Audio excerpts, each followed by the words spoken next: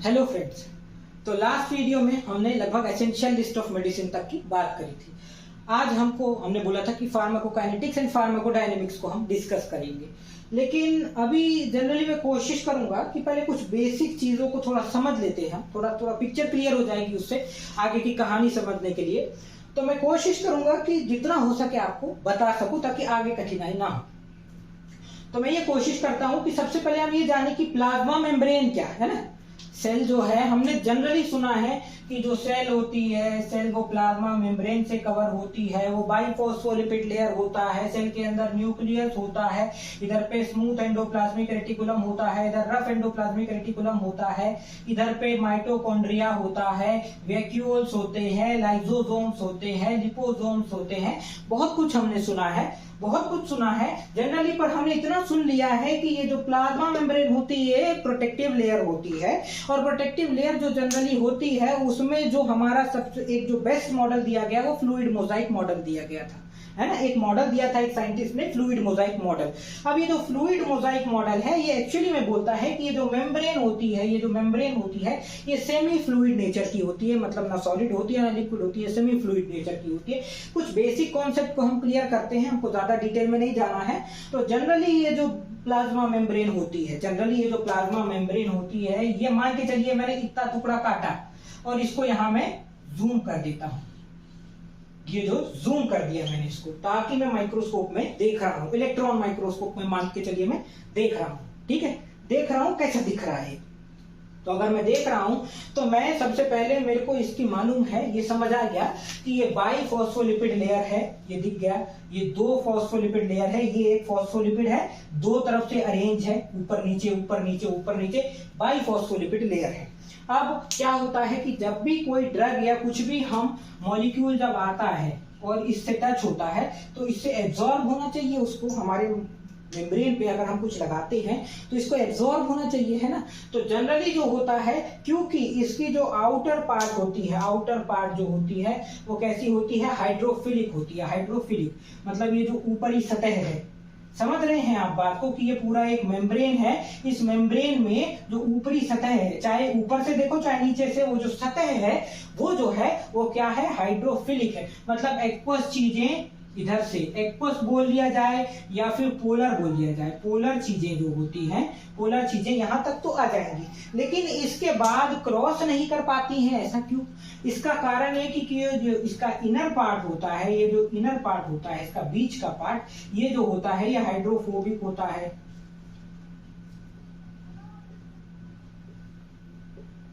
अरे बात समझ आ रही है? हाइड्रोफोबिक मतलब कि वाटर लविंग नहीं होता है, लिपिड लविंग होता है। कोई भी लिपिड सॉल्युबल ड्रग या कोई भी चीज जो कि लिपिड में घुल जाए, है ना, वो इसके अंदर से चली जाएगी, पर एक्वस चीज या पोलर चीज या जो लिपिड इनसॉल्युबल चीज है वो इसके अंदर से नहीं जाएगी। अरे बात समझ आ रही है? ठीक है, इतना तो हमको समझ आ गया, ये तीन बेसिक प्रॉपर्टीज हमको समझ आ गई। अगर हमको ये समझ आ गया, हमको इतना पता होना चाहिए कि ये जो बायोलॉजिकल मेम्ब्रेन है लगभग 100 एंगस्ट्रॉम थिक होती है। ये फॉस्फोलिपिड की बनी होती है, जिसमें कि ये इसका हेड होता है, ये टेल होता है। इसका जो हेड होता है वो पोलर होता है, बता दिया मैंने, पोलर होता है, इसलिए पोलर चीजें इससे इसके ऊपर तक तो आ सकती है ना। इसके बाद ये जो हेड होता है ये ग्लिसरीन फॉस्फेट का बना होता है। अब ये जो हेड है ये इथेनोलामीन से अटैच होता है। थोड़ा बहुत बेसिक हम जान के चलेंगे, ये इतना हमने जान लिया। अब एक बात बताओ कि अगर हमको मालूम चल गया कि अगर इससे एक्वस चीज एंटर नहीं हो सकती, तो क्या हमको ये लगता है कि एक्वस चीज अंदर जाएगी ही नहीं, मतलब हम मर जाएंगे, मतलब हम बिना कोई भी लिपिड सॉल्युबल चीज ही ले पाएंगे? क्या ऐसा है? अरे नहीं, ऐसा नहीं है। तो क्या होता है, तो कुछ जो प्रोटीन्स होते हैं वो अपने आप को सराउंड करके और एक रास्ता बनाते हैं, इसको चैनल प्रोटीन बोलते हैं। कई बार इसको एक्वापोरिन भी बोलते हैं। अरे बात समझ आ गई? मतलब कुछ प्रोटीन खुद में इकट्ठे होकर एक रास्ता बनाते हैं जिससे ये जो वाटर सॉल्युबल चीज है ये बाहर निकल सके। अरे कई बार ऐसा भी होता है कि यही जो मैंने पहले ही बताया कि ये सेमी फ्लूइड नेचर की है, सॉलिड नहीं है, रिजिड नहीं है। तो अगर ये सेमी फ्लूइड नेचर की है तो ये खुद ही में अरेंज होकर पैरासेलुलर स्पेसेस के थ्रू भी ये एंट्री करा देती है। अरे बात समझ आ रही है? ठीक है। इसके अलावा कुछ और देख लेते हैं कि कुछ ग्लाइकोलिपिड्स होते हैं, लिपिड्स और कोलेस्ट्रॉल मिलके कई बार ग्लाइकोप्रोटीन बनाते हैं। ये कोलेस्ट्रॉल है, लगभग ये बेसिक मैंने बता दिया आपको कि ऐसी प्लाज्मा मेम्ब्रेन होती है। तो ये समझ आ गया हमको कि अगर डायरेक्ट मेम्ब्रेन से एंट्री मारनी है तो लिपिड सोल्यूबल चीज मारेगी, और अगर हमको लिपिड इनसोल्यूबल चीज की बात करें, एक्वस सोल्यूबल चीज की बात करें, तो वो जो है वो लगभग पोर से या पेरिसेल्युलर स्पेस से जाएगी। ये बेसिक हमने प्लाज्मा मेम्ब्रेन को बता दिया। अब हम कोशिश करते हैं कि हम जो सेल मेम्ब्रेन होती है वो हमने पढ़ ली। अब हम सेल के अंदर कोई भी सबस्ट्रेट या कोई भी चीज हम जो खाते हैं या लेते हैं वो जाती है, बॉडी में जाती है, उसके बाद मेम्ब्रेन में जाती है ना। तो मेम्ब्रेन में जब भी वो कोई भी जो इफेक्ट करने वाला मॉलिक्यूल होगा, जब वो मान के चलिए ये है सबस्ट्रेट जिसको बोलते हैं हम, वो सबस्ट्रेट आके मान के चलिए ये रिसेप्टर पे जाके अटैच हुआ। अब ये रिसेप्टर क्या, प्रोटीन का एग्रीगेशन करके, प्रोटीन जुड़ जुड़ के कुछ एक रिसेप्टर बना। रिसेप्टर कैसा होता है, रिसेप्टर मतलब रिसीव करने वाला है ना। तो गेट है एक, यहाँ पर जैसे ही आएगा तो कुछ सिग्नलिंग होगी, वही सिग्नलिंग पाथवे को हम देखेंगे। दो मेजर टाइप के जो है, एक ये एडिनाइल साइक्लेज साइक्लिक एएमपी पाथवे, एक IP3 DAG पाथवे हम देखेंगे। ये मतलब अभी हम देखेंगे, फिर आगे हम पूरा डिटेलिंग में डिस्कशन करेंगे। तो जनरली ये जो सबस्ट्रेट आया, मान के चलिए किसी मेम्ब्रेन में, अब ये यहाँ आके और ये इससे इंटरेक्शन करा, इसने कुछ ना कुछ केमिकल बॉन्ड बनाया और इसके साथ इंटरेक्शन किया, जिस कारण से जो है वो सिग्नल्स गए। जैसे ही सिग्नल्स जाते हैं, जैसे ही सिग्नल्स यहां से जाते हैं तो क्या हो जाता है कि साइक्लिक एएमपी पाथवे में, एडिनाइल साइक्लेज साइक्लिक एएमपी पाथवे में एक एंजाइम का एक्टिवेशन होता है जिसका नाम है एडिनाइल साइक्लेज। क्या है, एडिनाइल साइक्लेज। ये क्या करती है, एटीपी मतलब एडिनोसाइन ट्राइफॉस्फेट, जो हमारी बॉडी का करेंसी है, उसको तोड़ती है और उसके बाद क्या बनाती है, एक चीज बनाती है, केमिकल बनाती है जिसका नाम है 3'5' cyclic adenosine monophosphate, that is only called as cyclic AMP. अरे बनाती है, ठीक है बनाती है। अब ये जो साइक्लिक एएमपी है ये जनरली कैसे फंक्शन करता है, जनरली ये फंक्शन करता है प्रोटीन काइनेस एंजाइम को की मदद से। प्रोटीन काइनेस एंजाइम जो है वो जनरली फॉस्फोराइलेट करती है बहुत सारे सबस्ट्रेट को, जिसके कारण कुछ ना कुछ हमारी बॉडी में असर देखने को मिलता है। ये तो एक बात हो गई। इसके अलावा दूसरी बात ये है कि सबसे पहले ये जाने हम कि एटीपी से जब ये एडिनाइल साइक्लेज एक्टिवेट हुआ, एटीपी से साइक्लिक एएमपी बना, तो ये हमारे सेल में एक्यूमुलेट होता गया, बहुत सारा बनता गया, एक्यूमुलेट होता गया, इकट्ठा होता गया। तब ये प्रोटीन काइनेज के थ्रू फंक्शन करता है। फिर प्रोटीन काइनेज जो एंजाइम है वो बहुत सारी चीजों को फॉस्फोराइलेट करती है। फॉस्फोराइलेट करने के बाद मतलब फॉस्फोरस जोड़ने के बाद उसके बाद क्या होता है कि बहुत सारे इफेक्ट देखने को मिलते हैं हमारे बॉडी में, अभी हम देख लेते हैं। इसके अलावा लेकिन एक और चीज होता है, साइक्लिक एएमपी डायरेक्ट भी ओपन कर सकता है कैल्शियम चैनल्स को। ये जो कैल्शियम चैनल सेल के अंदर होते हैं स्पेसिफिक टाइप के CNG होते हैं। तो ये जो होते हैं ये CNG टाइप के कैल्शियम चैनल्स जो होते हैं, जो जनरली हार्ट, किडनी और ब्रेन्स में होते हैं। ठीक है, तो ये जो CNG टाइप के जो कैल्शियम चैनल्स होते हैं वो ओपन करता है। अब उसके बाद आ जाता है ये, मतलब इसका फुल फॉर्म है साइक्लिक न्यूक्लियोटाइड गेटेड चैनल्स। ठीक है, साइक्लिक न्यूक्लियोटाइड गेटेड चैनल्स। ये हो जाता है हार्ट, किडनी और ब्रेन्स को ये अफेक्ट करते हैं। लेकिन अभी हमने प्रोटीन काइनेज की बात करी थी कि प्रोटीन काइनेज जो है वो भी तो ये इसके थ्रू फंक्शन करता है साइक्लिक एएमपी। तो ये जो प्रोटीन काइनेज है ये क्या क्या करता है, तो ये जो है ये फॉस्फोराइलेशन करता है, जिस कारण से क्या हो जाता है, कई बार कई एंजाइम्स का फंक्शन अल्टर हो जाता है। दूसरा, आयन चैनल्स का फंक्शन अल्टर हो जाता है। अल्टर मतलब चेंज हो जाता है। ट्रांसपोर्टर्स कुछ होते हैं उनका फंक्शन अल्टर हो जाता है। स्ट्रक्चरल प्रोटीन्स कुछ होंगे, यहाँ पर कुछ ना कुछ स्ट्रक्चरल प्रोटीन होंगे, उनका फंक्शन अल्टर हो जाएगा। तो ये सब चीजों के फंक्शन अल्टर करता है। जब ये ऐसा कुछ करता है तो क्या हो जाता है कि कुछ फंक्शंस हमको देखने, कुछ इफेक्ट्स हमको देखने मिलते हैं। उसमें पहला, जैसे कि मैंने लिखा है, modulation of junction transmission release. Modulation of junction transmission release का मतलब मैं बता रहा हूं कि मानिए कि एक ये न्यूरॉन है, एक ये न्यूरॉन है। अब ये न्यूरॉन है, ये दूसरा न्यूरॉन है, मान लीजिए, है ना, जो हमारे ब्रेन में नर्व सेल होते हैं। अब ये जो बीच में जंक्शन है, तो इस प्रोटीन काइनेज के एंजाइम के कारण इतनी चीजें जो अल्टर हुई, जिसके कारण इसके जो न्यूरोट्रांसमीटर रिलीज होंगे उसमें कुछ ना कुछ अल्टर हो रहा होगा। ये दूसरा, कॉन्ट्रैक्टिलिटी। कॉन्ट्रैक्टिलिटी किसमें होता है, हार्ट में।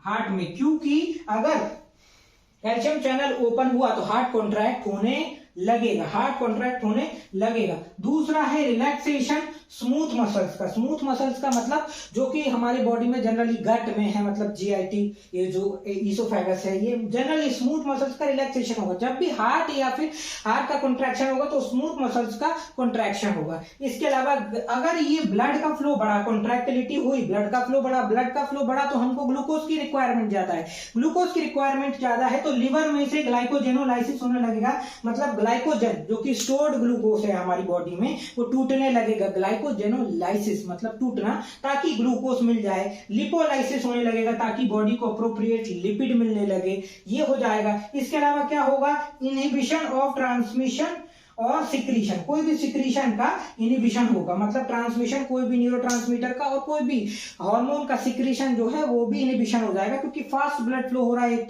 तो ब्लॉकेड भी हो सकता है। तो ये सब चीजें होंगी एडेनाइल साइक्लेस एएमपी पाथवे में। अब क्या बहुत सारे इफेक्ट होंगे वो सब हम देखेंगे आगे, पर अभी एक बेसिक हमने समझा ये ऐसे होता है। एटीपी से एडेनाइल साइक्लेस एक्टिवेशन हुआ, ये साइक्लिक एएमपी बना, ये ओपन चैनल कैल्शियम चैनल करेगा सीएनजी टाइप का या प्रोटीन काइनेस एंजाइम का। प्रोटीन काइनेस एंजाइम इतने इफेक्ट देगी, कैल्शियम चैनल ओपन होगा तो हार्ट किडनी ब्रेन में है, हार्ट को कॉन्ट्रैक्टिलिटी करेगा। हमने लगभग ये सब देख लिया। तो आगे जो हमने अभी इसके पहले कौन सा पाथवे पढ़ा, इसके पहले हमने पढ़ा एडेनाइल साइक्लेस सीएमपी पाथवे, है ना। अब अगला पाथवे जो है, मतलब ये दो चीज को हम इसलिए अभी पढ़ रहे हैं कि अगर हम इसको ध्यान में रख लेते हैं, इसके बाद जब हम फार्माकोडायनेमिक्स पढ़ेंगे जिसमें रिसेप्टर्स के बारे में पढ़ेंगे, तो रिसेप्टर का जो मैकेनिज्म होगा, अगर हमको ये सब याद रह जाता है तो क्या इनहिबिट करेगा, क्या वो इंडक्शन करेगा, वो फिर उसके हिसाब से आप तुरंत ये याद आ जाएगा कि अगर इंडक्शन कर रहा है तो तुरंत ऐसा करेगा, है ना। तो ये आ जाएगा। तो अब हमने एक पाथवे पढ़ लिया, एडेनाइल साइक्लेस साइक्लिक एएमपी पाथवे। अगला पाथवे है IP3 DAG पाथवे। अब हमको मालूम है, ये मैंने प्लाज्मा मेम्ब्रेन बना दिया, हमको मालूम है ये प्लाज्मा मेम्ब्रेन है, इसमें ये फॉस्फोलिपिड की लेयर्स है, ये एक एक्वापोर है ना, पोर्स है, और कुछ प्रोटीन है। ये सब इसलिए बनाया है ताकि आप ये ना बोले सर बोले वो तो है ही नहीं, कोलेस्ट्रॉल नहीं है, एक्वापोर नहीं, तो थोड़ा सा बना दिया, बाकी जनरली ऐसे भी बनाते तो चलता। तो अब अगर हम इसको फॉस्फोलिपिड को देखें तो ये जो फॉस्फोलिपिड होता है ना, फॉस्फोलिपिड जो होता है वो किस फॉर्म में प्रेजेंट होता है हमारी बॉडी में, हमारे बॉडी में प्रेजेंट होता है फॉस्फोलिपिड PIP2 के फॉर्म में, जिसको हम बोलते हैं फॉस्फाटिडिल आयनोसिटोल 4,5 बिसफॉस्फेट। इस फॉर्म में ये प्रेजेंट होता है। क्या बोला, फॉस्फाटिडिल आयनोसिटोल 4,5 बिसफॉस्फेट, जिसको PIP2 बोलते हैं। अरे बात समझ आ रही है, ठीक है। अगर ये इस फॉर्म में प्रेजेंट होता है ना, तो जैसे ही कोई सबस्ट्रेट इधर पे आता है, सबस्ट्रेट आता है जैसे ही, तो एक एंजाइम होती है फॉस्फोलाइपेज सी। क्या एंजाइम होती है, फॉस्फोलाइपेज सी। ये फॉस्फोलाइपेज सी एंजाइम, ये जो PIP2 है, PIP2 को IP3 में कन्वर्ट कर देती है, जिसका नाम है आयनोसिटोल 1,4,5 ट्रिसफॉस्फेट। क्या बोला, उधर था बिसफॉस्फेट, इधर हो गया ट्रिसफॉस्फेट, इसलिए इधर 2 नंबर थे 4,5, इधर हो गया 1,4,5, आयनोसिटोल 1,4,5 ट्रिसफॉस्फेट। इधर पे फॉस्फाटिडिल था, इधर फॉस्फाटिडिल कट गया, याद हो गया, ठीक है, ये हो गया। तो ये बोल रहा है कि हमारा जो फॉस्फोलिपिड है फॉस्फोलाइपेज सी की प्रेजेंस में टूटता है, किसमें, आयनोसिटोल 1,4,5 ट्रिसफॉस्फेट बनता है, और एक दूसरा बनता है डाइएसिल ग्लिसरॉल DAG, जिसको बोलते हैं, जिसके कारण हम इस पाथवे को बोल रहे हैं IP3 DAG पाथवे। जब हमको ये दो बन जाते हैं, इन दोनों को हम सेकेंड मैसेंजर बोलते हैं। सेकेंड मैसेंजर, ये सेकेंड मैसेंजर के जैसे यूज होते हैं। ये दो चीज जब बन जाती है तो ये जो IP3 है, ये IP3 जो है, ये IP3 मोबिलाइज होगा, नहीं, ये IP3 जो है, ये IP3 क्या करेगा कि जो सेल है, सेल के अंदर ही ना सब हो रहा है, तो सेल के अंदर जो ऑर्गेनेल्स होंगे, ऑर्गेनेल्स में से ये मोबिलाइज करवाएगा क्या, कैल्शियम फ्रॉम ऑर्गेनेल। कोई भी कैल्शियम ऑर्गेनेल से निकालेगा। ये जब ऑर्गेनेल से निकालेगा, जब ये निकालेगा ऑर्गेनेल से कैल्शियम, तो जो डाइएसिल ग्लिसरॉल बना था वो कैल्शियम के साथ अपना फंक्शन देगा, जिस कारण से protein kinase C enzyme activate होगा। क्या होगा, protein kinase C enzyme activate होगा। कैल्शियम के साथ diacyl glycerol protein kinase C को एक्टिवेट करेगा। ये हो गया जब, और ये जो है आपका कैल्शियम, जो इंट्रासेलुलर कैल्शियम जो निकला था आइनोसिटोल के कारण वो थर्ड मैसेंजर के जैसे यूज होता है। अब ये दो चीज हो गई हमारे पास। तो ये जो कैल्शियम है अकेले प्रोटीन काइनेज सी को बस एक्टिवेट नहीं करता है, इसके अलावा ये और चीज करता है, जैसे कि कैल्मोडिलिन जो है उसके थ्रू भी इफेक्ट देता है, सीएम जिसको बोलते हैं, और अदर मीडिएटर्स। तो ये जो प्रोटीन काइनेज एंजाइम है अलोंग विथ ये कैल्मोडिलिन और अदर मीडिएटर्स कुछ ना कुछ इफेक्ट देते हैं। ये जो एरो जा रहा है ये प्रोटीन काइनेज और कैल्मोडिलिन का दोनों का एरो इसलिए दिया कि दोनों ही अपने अपने इफेक्ट देते हैं। तो क्या टोटल सम ओवरऑल क्या इफेक्ट आता है वो हम देख लेते हैं। तो पहला जो इफेक्ट आता है वो आता है आपका मॉड्यूलेट्स कॉन्ट्रैक्शन को मॉड्यूलेट करेगा, मतलब या तो कॉन्ट्रैक्ट होगा या नहीं होगा, वो इफेक्ट पर डिपेंड करता है। सिक्रीशन होगा या ट्रांसमीटर, न्यूरोट्रांसमीटर रिलीज, एसिटाइलकोलिन जो न्यूरॉन में होता है, एड्रेनलिन, ये इनका रिलीज करना, सिक्रीशन करना। इकैसिनोइड सिंथेसिस, इकैसिनोइड वो होते हैं जो है इन्फ्लेमेटरी रिएक्शन में ये यूज होते हैं, आगे हम पढ़ेंगे। इसके बाद न्यूरोनल एक्साइटेबिलिटी, मतलब कोई भी न्यूरॉन का एक्साइटमेंट है ना, ताकि इंपल्स जनरेशन हो वो। इंट्रासेलुलर मूवमेंट, कोई भी इंट्रासेलुलर मूवमेंट, कोई भी सेल के अंदर जो मूवमेंट चल रहा है, कोई भी मूवमेंट है वो। या फिर मेम्ब्रेन फंक्शन, कोई भी मेम्ब्रेन का फंक्शन जो है यही मेम्ब्रेन या दूसरे कोई ऑर्गेनेल की मेम्ब्रेन। इसके अलावा मेटाबॉलिज्म करवाता है एंजाइम्स के थ्रू अलग अलग, या फिर सेल प्रोलिफरेशन मतलब सेल डिवीजन और सेल का बढ़ना ये करवाता है। तो इस तरह के अलग अलग इफेक्ट IP3 DAJ पाथवे देता है। अभी तक हमने दो पाथवे देखे, cyclic AMP adenylyl cyclic AMP pathway और IP3 DAG पाथवे। ये दो पाथवे हमने अभी बेसिक बात कर लिया ताकि हमको ध्यान रहेगा, कॉन्सेप्ट हमेशा क्लियर रहे। तो अभी जैसा कि हमने बोला था कि इस वीडियो में हम लगभग इंट्रोड्यूस करेंगे कि फार्माकोकाइनेटिक्स और फार्माकोडायनेमिक्स क्या होता है। हमने बोला था कि हम चालू ही करेंगे इससे, पर हमको लगा कि पहले कुछ समझना जरूरी है कुछ चीजों को, तो हमने पहले वो बताया। अब हम जान लेते फार्माकोकाइनेटिक्स और फार्माकोडायनेमिक्स। फार्माकोलॉजी में हम ये दो चीजों को हमेशा पढ़ेंगे। हर ड्रग के बारे में जब हम पढ़ेंगे तो ये दो चीजों को हम पढ़ेंगे ही पढ़ेंगे। कोई भी ड्रग का फार्माकोकाइनेटिक्स और फार्माकोडायनेमिक प्रोफाइल को हम पढ़ेंगे ही पढ़ेंगे। तो सबसे पहले ये जान लेते कि ये वर्ड कहाँ से आया, फार्माकोन वर्ड और काइनेटिक्स वर्ड से। फार्माकोन वर्ड को हम पहले बता चुके हैं, बार बार क्यों बताएंगे कि फार्माकोन मतलब ड्रग, ड्रग मतलब ड्रोज, मतलब एक ड्राई हर्ब से ये वर्ड लिया था, अब सिंथेटिक भी होने लगे है ना। लेकिन अभी हम जनरली क्या, हम काइनेटिक्स जो है, काइनेसिस मतलब मूवमेंट है ना। फार्माकोकाइनेटिक्स मतलब ड्रग के मूवमेंट को पढ़ना। अब एक्चुअली में इसमें क्या पढ़ते हैं हम, जब हमारे घर में भी कोई आता है मेहमान तो हम उसका स्वागत करते हैं ना, उसी प्रकार बॉडी भी जब कोई ड्रग हम डालते हैं तो उसका अच्छी तरीके से स्वागत करती है। कैसे करती है, तो बॉडी क्या करती है, what body does to the drug, उसी को हम इसमें पढ़ते हैं फार्माकोकाइनेटिक्स में। अब इसमें हम क्या क्या पढ़ते हैं, एब्जॉर्प्शन। सबसे पहले जब हम ड्रग लेंगे तो स्टमक से, इंटेस्टाइन से, या कोई और साइड से, इंजेक्शन देंगे तो पेरेंट्रल साइड से, या फिर बोलेंगे टॉपिकल तो स्किन से। इसके अलावा इमल्शन से, दूसरे रूट्स होते हैं, ट्रांसडर्मल होता है, बहुत सारे रूट से कैसे करके एब्जॉर्ब हो रहा है ड्रग। तो एब्जॉर्प्शन मतलब हमने ड्रग लिया उसके बाद एब्जॉर्ब हुआ, सिस्टमिक सर्कुलेशन में आया मतलब ब्लड में आया, उसको बोलते हैं एब्जॉर्प्शन। ठीक है, अब जब वो ब्लड में आ गया तो वो कैसे डिस्ट्रीब्यूट हुआ, मतलब वो पूरी तरीके से फैल जाए पूरी बॉडी में, उसको हम बोलते हैं डिस्ट्रीब्यूशन, है ना। कैसे फैलेगा, दूसरे ऑर्गन्स में जाएगा, प्रोटीन में बाउंड हो जाएगा जो हमारे ब्लड में है, और भी बहुत सारी चीजें, पूरी तरीके से फैल गया बॉडी में। उसके बाद उसका मेटाबॉलिज्म, एब्जॉर्प्शन, डिस्ट्रीब्यूशन, मेटाबॉलिज्म मतलब उस ड्रग को अब या तो वो इनएक्टिव फॉर्म में था तो एक्टिव में ले आना, या एक्टिव फॉर्म में था तो और एक्टिव मेटाबोलाइट में ले आना, या फिर एक्टिव से इनएक्टिव करना ताकि वो एक्सक्रीट हो सके।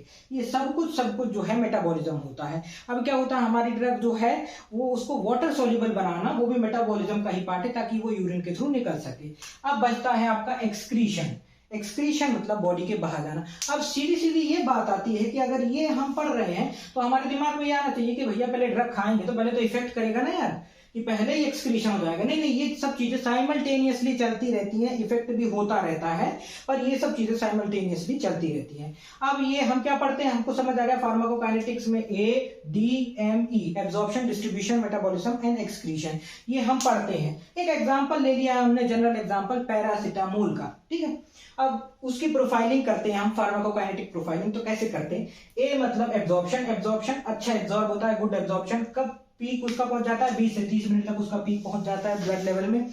इसके बाद डिस्ट्रीब्यूट कैसे, अच्छे से वाइडली डिस्ट्रीब्यूटेड होता है, कहीं भी कोई रोक रुकावट नहीं होती है, वाइडली डिस्ट्रीब्यूटेड होता है बॉडी में। 25% प्लाज्मा बाउंड होता है, मतलब प्लाज्मा में बाउंड हो जाता है। और जो बाउंड ड्रग होता है प्लाज्मा प्रोटीन में, वो ड्रग कोई काम का नहीं होता, मतलब लगभग 75% ड्रग इसका काम का होता है। इसके अलावा रहता है कि मेटाबॉलिज्म कैसे होता है, इसको इनएक्टिव करना है या एक्टिव करना है या जो भी करना है। जनरली पैरासिटामोल के केस में इसको इनएक्टिव करना है, तो इनएक्टिव करना ताकि एक्सक्रीट हो सके, तो वो होता है ग्लूकोयूरेनाइड कॉन्जुगेशन एंड सल्फेट कॉन्जुगेशन। इन दो मेथड के थ्रू ये होता है। डिफरेंट मेथड होते हैं, उसको हम आगे डिस्कशन करेंगे। इसके बाद रहता है एक्सक्रीशन कैसे होता है, थ्रू यूरिन के थ्रू एक्सक्रीट होता है। जैसे कि प्लाज्मा हाफ लाइफ जो है इसका लगभग 2 से 3 आवर्स होता है। प्लाज्मा हाफ लाइफ वो होता है जिसमें लगभग आधा जो ड्रग है वो आधा एक्सक्रीट हो जाए, प्लाज्मा हाफ लाइफ। आगे हम उसको देखेंगे। इसके बाद क्लियरेंस वैल्यू जो है, क्लियरेंस वैल्यू इसकी 5 ml पर केजी पर मिनट। हर मिनट में हर केजी ऑफ वेट से ये 5 ml एक्सक्रीट हो जाता है, क्लियर हो जाता है। ये बता रहा है क्लियरेंस वैल्यू। तो ये हम फार्माकोकाइनेटिक्स पढ़ते हैं, ऐसे ही हर ड्रग की पढ़ते हैं, पूरा डिटेलिंग आगे हम पूरा देखेंगे। उसके बाद आ जाता है फार्माकोडायनेमिक्स। डायनेमिक्स का मतलब होता है पावर, मतलब अपनी अभी इतना परेशान कर दिया भाई बॉडी ने, what body does to the drug, जैसे बॉडी के अंदर है इतना तंग कर दिया ड्रग को बॉडी ने, तो भाई वो भी तो अपना कुछ पावर दिखाएगा। वो फार्माकोडायनेमिक्स दिखाता है, वो अपना इफेक्ट दिखाता है ना। डायनेमिक्स का मतलब पावर, मतलब what drug does to the body, है ना। कैसे करेगा भाई, ये फिजिको केमिकल चेंजेस से, फिजिकल और केमिकल इफेक्ट दिखाएगा, जिस कारण से ये होगा। कैसे होगा, क्या होगा, डिटेलिंग उसकी हम पूरी देखेंगे। अभी हम सिर्फ समझ रहे कि क्या होता क्या है। In this we study mechanism of action पढ़ते, कैसे उसने अपना असर दिखाया एट सेलुलर और सब सेलुलर लेवल पे। सेलुलर और सब सेलुलर लेवल पे हम देखते हैं। एग्जाम्पल आ गया, जैसे एक एड्रेनलिन का इंटरेक्शन हुआ एड्रेनो रिसेप्टर के साथ। एड्रेनो रिसेप्टर्स जो होते हैं उनके साथ एड्रेनलिन का इंटरेक्शन हुआ। मान के चलिए एड्रेनलिन एक एंडोजीनियस हार्मोन भी है और बाहर से भी देते हैं हम एड्रेनलिन जो है। तो एड्रेनलिन का इंटरेक्शन अगर मान के चलिए एड्रेनो रिसेप्टर से हुआ, तो रिसेप्टर अलग अलग टाइप के होते हैं, वो भी हम डिटेल में पढ़ेंगे। पर अभी बता देते हैं कि जीपीईसीआर टाइप का रिसेप्टर होता है एड्रेनलिन। तो अभी जो मैंने इसके पहले पढ़ाया था साइक्लिक एएमपी पाथवे, वो इसलिए ही पढ़ाया था क्योंकि आप काम आने लगेगा वो, और बार बार आएगा, फिर बार बार हम उसको बताएंगे। तो एक बार अगर आप उसको देख लेंगे तो आपको ठीक ठाक से समझ में आएगा। तो वही हुआ, एक्टिवेशन हुआ एडिनाइल साइक्लेज का। जीपीसीआर में जी प्रोटीन जो था उससे एड्रेनलिन जाके इंटरेक्ट हुआ। इंटरेक्ट होने के बाद एडिनाइल साइक्लेज का एक्टिवेशन हुआ। उसके बाद साइक्लिक एएमपी 3-4 साइक्लिक एएमपी बना। उसके बाद कार्डियक स्टिमुलेशन हुआ, मतलब जो हार्ट है उसका स्टिमुलेशन हुआ। उसके बाद क्या हुआ, उसके बाद टैकीकार्डिया होगा, हार्ट रेट जो है वो बढ़ जाएगी। उसके बाद क्योंकि ब्लड फ्लो बढ़ रहा है, तो अब क्या है कि बॉडी को ग्लूकोज का ज्यादा जरूरत चाहिए, बॉडी मेहनत कर रही है। तो जो हमारा हेपेटिक सेल्स है, मतलब लिवर सेल्स है, उसमें ग्लाइकोजन के फॉर्म में ग्लूकोज स्टोर होता है, उसको तोड़कर ग्लूकोज रिलीज करती है बॉडी, ग्लाइकोजेनोलाइसिस, क्योंकि उसको लग रहा है कि ग्लूकोज की जरूरत है। और इसके अलावा हाइपरग्लाइसीमिया होता है, क्योंकि ग्लूकोज का लेवल बढ़ रहा है तो हाइपरग्लाइसीमिया होगा, मतलब ग्लूकोज का लेवल जो है वो बढ़ रहा है। तो ये आपको ठीक है, ये वीडियो जो था, इस वीडियो में हमने इतना डिस्कशन किया। अब अगर आपको अच्छा वीडियो लगा हो तो प्लीज आप सब्सक्राइब करें, लाइक करें और ज्यादा से ज्यादा शेयर करें, और जितना हो सके कोशिश करें। मैं कोशिश कर रहा हूं कि आप लोगों को पूरा समझ में आए। Thank you.